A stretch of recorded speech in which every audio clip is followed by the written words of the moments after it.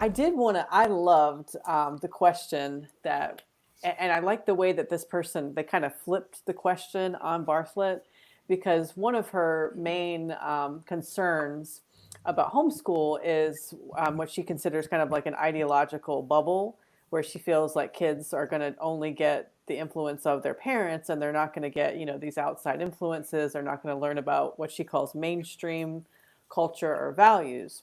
And so someone asked, they said, well, how about, if, in the public schools, because you can't talk about religion, you can't, promote a specific, faith based background, should we force kids to participate or meet or, go to, some type of an event or something to expose them to those things, because those things do exist within our culture? Or maybe to go to the opposite, political stance, maybe go to one of their conventions or something like that. And I thought that was the most interesting question. And Bartholet's response was, well, that's the role of the parents. Yeah. And then I was like, do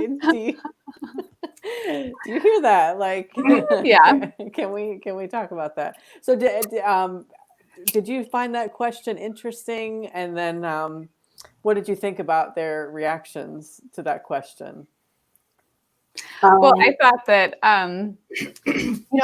kids whose parents generally are outside of what they want to call mainstream, I'm not sure there actually is a mainstream, but whose parents have different ideas are already exposed to this because it's all around us all the time, right? Right. Like, you can't go anywhere without, if you go to the DMV, the CNN is on there, or, anywhere, you're going to be exposed to the line of thinking that generally shows up in the public schools. So that's unavoidable, no matter what your home culture or your faith culture is. So she might be surprised how kids who are homeschooled generally are much more aware of the broad culture than kids who go to public school are, because they're swimming in mainstream culture, but they're learning about another culture in depth at home or at church or in the other activities that they're in. So